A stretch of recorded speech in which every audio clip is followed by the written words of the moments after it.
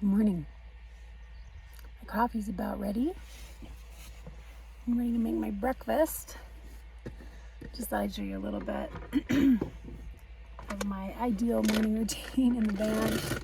Making coffee, breakfast, the hatch open, a beautiful view. I am still in the Rio Grande National Forest wild camping area.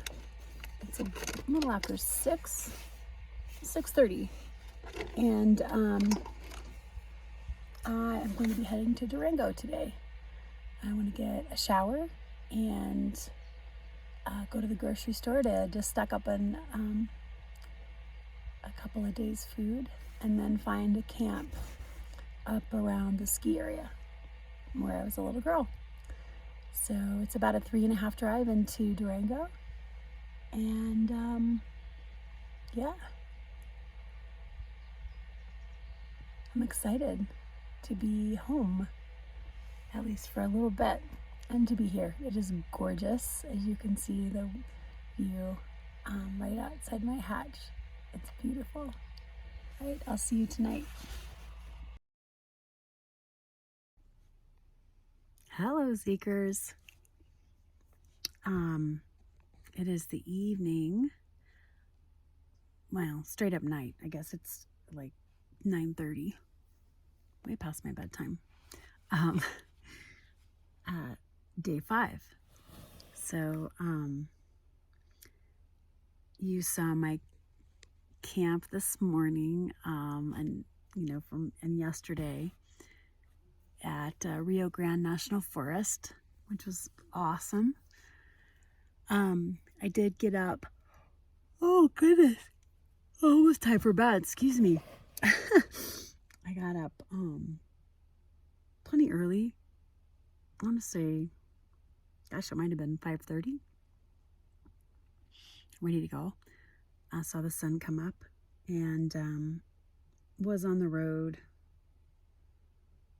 by 8:30, which, I went for a walk, I did yoga, so that wasn't too bad. Anyway, so I did hit Wolf Creek Pass late this morning, and I was fresh, which is what I wanted to be. It's funny, it is an intimidating pass, especially going down. It's really intimidating. If you don't, drive in them straight up mountains like a lot. But it's sort of the stuff of legend in my family, like Wolf Creek Pass. It's like, cue horror music. Not because any of us have had any terrible things happen, but there have been some pretty bad accidents, particularly with semis losing their brakes. But anyway, it was scary, but I think I got myself way too worked up. Anyway, I think I got myself pretty worked up about it. It's great to be cautious. It really is a dangerous pass, but come on, it was fine. That's another thing I've been realizing a lot. Talking about unpacking some of these unconscious beliefs that have been detrimental for me. I think all of us have them, though I can't speak for you. I can only speak for me. One of them is this kind of there's really two together, that I can't be trusted to make good choices because I'm always messing up. There's another word that the tape in my head uses. That's not a great word for a public space. So though I often cuss like a sailor, I'm not going to use it, especially since it tends to be me directed at me. I'm always messing up, which is not a true narrative. Of course I make mistakes. Everybody makes mistakes. I also make good choices. most people make good choices also. Anyway, I'm really trying to learn to trust myself. Not to be cavalier, but I'm not cavalier. That's not really who I am. I take risks, but maybe folks seeing me from the outside might think that I just don't think anything of it, or I like just go and do these really bold, crazy things. But there's a lot of I carry a lot of internalized anxiety about these things. I want to do these things, these, brave things, like driving across the country by myself and sleeping in my van the whole way. And my husband, I got to give Tom props. He also helped me a lot. We built this thing out, after a lot of experimentation and research, and it's not perfect, but it works really, really well. I mean, I've been living in this thing for going on 5 days. It's Friday, and it's just working great. Anyway, so yeah, I can be trusted is where I'm trying to go. I can trust myself. Not that I will always do the right thing or that I'll always make amazing choices, but that I make a lot of good choices. And a lot of my experiments are cool, come out well, right? Or innovative or whatever. So I carry a lot of this worry, excessive worry that, this will happen or this will happen. When really one of the reasons that I take risks, that I do things, kind of outside of the norm, outside of whatever comfort zone I may have, is that I think there is a part of me that knows I can handle it. That bad things happen, they happen at home, they happen anywhere. And if and when they happen, I can deal with it. For instance, as I was cooking dinner today, it was a comedy of errors, really. I guess I'm tired. But literally dumped nearly an entire container of Old Bay seasoning all over the back of my kitchen, on the ground, which, I'm in bear country and I've got lots of people camped around me, and I don't want to have bunches of stuff to attract bears. I mean, Old Bay is great for fish, right? And they like fish. What if they anyway, trying to clean this up, right? And I didn't do a perfect job, but I did a pretty good job cleaning it up. So stuff happens and you deal with it.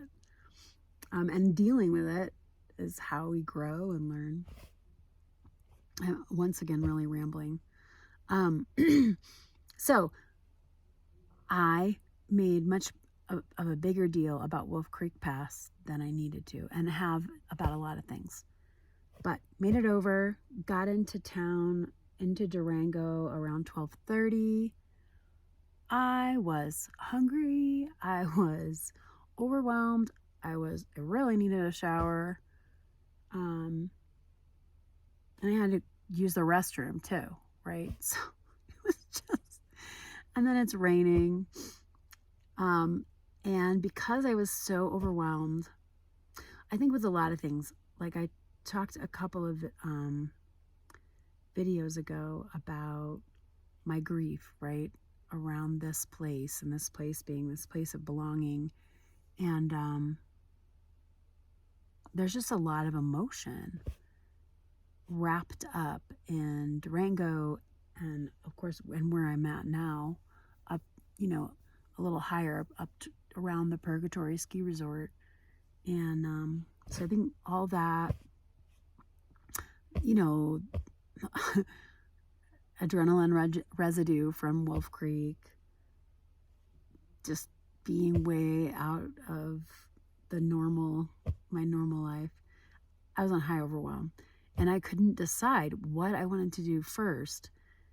I was hungry and I wanted to eat, but I really needed to use the restroom. Should I take a shower first? Anyway, I decided to go to the grocery store first because I needed to get a few things. And and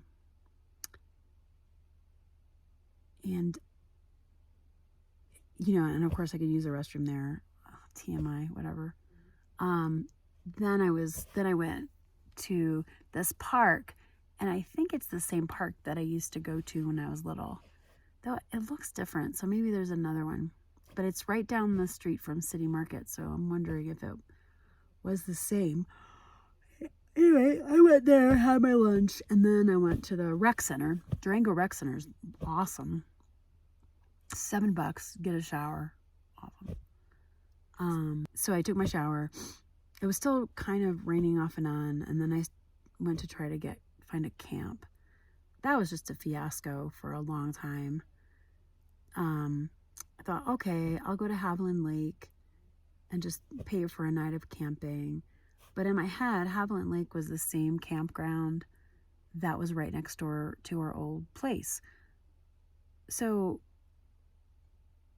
I had just sort of decided that that old campground was still there. Now, we were here 2 years ago, and it was not there. But I think I just pushed that out. It was already enough, too much, to see the ski shop and this whole piece of land that I had lived on as a little girl. My mom and dad and I, and my 2 dogs, had lived on as a little girl. To see it as condos, the campground, I guess, was too much for me to accept. Walking the campground road was a big ritual for us whenever I was little, my mom and dad and I. And sometimes I would go walk the campground road all by myself, even when I was little. That risk-taking thing, right? That's just inherent to my personality. So when I realized that Haviland Lake was not the campground, I'm like, oh, I'll just go to that campground. And of course, it wasn't there. So again, I think I was just overwhelmed with so many things in my head. So I decided to try a free campsite, try to find one of the spots on iOverlander before I went to Haviland. And that was the one I chose was probably the worst possible one because the road was terrible. Just, my van is not a 4-wheel drive. It's a minivan. It was not having it. And I ended up people behind me. Ugh.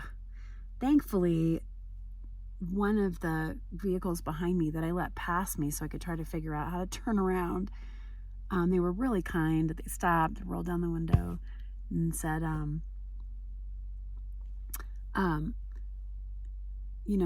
there's a turnaround right up if you can keep going, and there's a turnaround. And there was. It was literally a roundabout kind of a thing. So I was able to get down, and I'm like, I'll just go to Haviland. And then I go to Haviland Lake, and most of the sites are taken. There's one really crappy site that I almost took, and I'm like, no. Thankfully, I said no, and I came and tried this spot. And I posted the photos just before this video. You can see it's amazing. Anyway, so long story short, I found this beautiful spot overlooking the Needles mountain range, which there's Engineer Mountain. That's a big mountain in my family lore. And for me, it's just symbolic of so many things. And then the Needles. The Needles are a mountain range that you could always see, when we would come, and we almost always would come and stay in a condo in the Purgatory Ski Resort or Cascade Village. But you can see the Needles from, most balconies in those condos. So I'm here looking at the Needles out my window. Right now it's dark and the stars are going to come out soon, but gorgeous. Free. And there's a hiking trail that I can just walk to from here to Spud Lake, which is a beautiful mountain lake. So that's what I'm going to do tomorrow. Keep the van here. Got to get water after I get back from my hike, whatever. But so I'm going to camp here for a couple nights. and keep processing. Thanks for coming along. Day 5. I am at my first destination, so I'll talk to you tomorrow.